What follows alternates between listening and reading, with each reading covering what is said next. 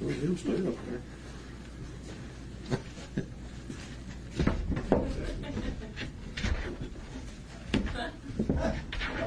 You don't know if you like that or not, do you? Wow. Okay. We'll try to give it a go here and see how he does. Listen, I want to thank everybody for coming out today. This is a special day for us because we want to make the introduction of the newest member of the Franklin County Sheriff's Office.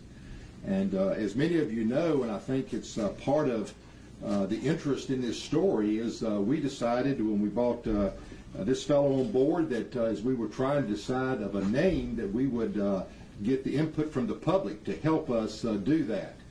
So as we put out 4 names that folks could vote on, the winner happened to be Hunter. So we certainly want to introduce Hunter as the newest member of the Franklin County Sheriff's Office, and we're excited to have Hunter and for what good he's going to do in service to Franklin County. I want to introduce Deputy Chad Houston, who will be Hunter's handler, and Chad has done a wonderful job and was chosen as part of that. We, like many law enforcement agencies, now have a very robust K-9 program. We're excited about our K-9 program. Hunter will actually be the 6th K-9 addition. We have 6 K-9s in our program, and so we're excited about that. Hunter will actually be replacing at some juncture. John Lavender has your dog is Jethro. Jethro's 4, and certainly we always look at the tenure of our K-9s, and Hunter will be replacing, will be active, but certainly at some point in time will replace Jethro. I do want to make some introductions right here because I'm very excited. With us today is Lieutenant Terry Dameron. Lieutenant Dameron is he is in charge of our K-9 program and does a fabulous job of coordinating and working through as we obtain the different dogs that we do to be part of our program, and the training of our officers, and overseeing the program. As I said, we have a very robust program. We utilize our dogs every day in what we do, and so I'm thankful for Lieutenant Dameron and his efforts. And with us also is Deputy John Lavender. John has been with the Office of the Sheriff 30-plus years and has been a bloodhound handler and trainer. He's actually a master trainer. John has actually been across the United States training and has been overseas in Brazil and other places to help train bloodhounds. And it's exciting to be able to have his expertise and his ability to help us in training Hunter for the services that he will be providing. So I think that does all the introductions. So we're excited and be glad to answer any questions that you all may have as we make the introduction of Hunter today. Questions?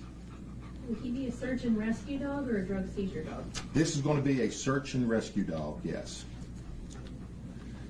Certainly, as we look at the different dogs, certainly a bloodhound has that specificity to scent and those things, and that's one of the reasons that we continue to thought that a bloodhound would be a vital part of our K-9 program. We certainly are, like many agencies, are moving in the drone programs to help us, assist us with search of people that we're looking for, whether they, for medical reasons, have wandered away from home, or young people, a young person that may be lost. I know right now that critical efforts are being done in Bedford County with the missing lady there. And even though there's a wild range of technology from drones that can help us, we still believe there's nothing more than an asset of a K-9, and in particular a bloodhound, that can help us in those tracking efforts. So that's why we'll continue to have utilization of specifically a bloodhound in our K-9 program. How many votes did you have on the name? We ended up with, I believe, Hunter ended up with 482. 482, yeah. The next closest vote getter was Frankie, which was 400 something. It was about 600 or 60 vote difference in that. But we were excited. It was it was great to see the social media and people get interested in stories like this and to have a part in it. So that was exciting. How many years do you anticipate having Hunter on the force? Is there a typical range in years that they're active? Probably 6 to 8 years. Okay. Active working life. Chad, you must be excited. Yes, sir. I'm tremendous. This has been a blessing to me. I've always wanted to be a bloodhound handler all my life. Had dogs. Just super excited. Chad will actually be, we actually have another officer, Edwin Alejandro, will be getting one of our narcotics dogs that both of them, well, Edwin will be going to school in September. Yes. Chad will start his training. He's starting now, Deputy Lieutenant. Okay.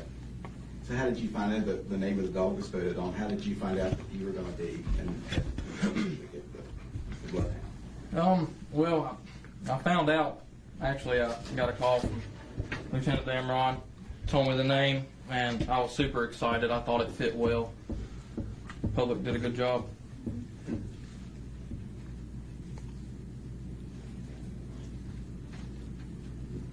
No other questions?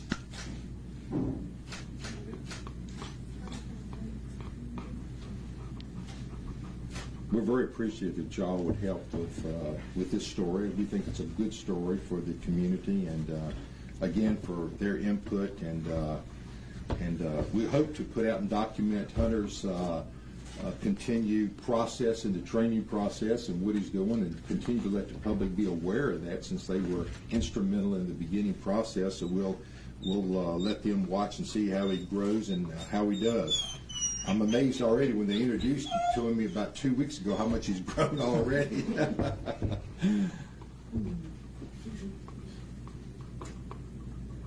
He has gotten a lot bigger from that Facebook picture you guys. Yeah. Were there any prior success stories with the fire bloodhound? Well, I'll let John speak to that. There's been plenty. I think we average about 30 canine usages a month with all our canines. So they're tremendous and, like I said, a vital part of what we do.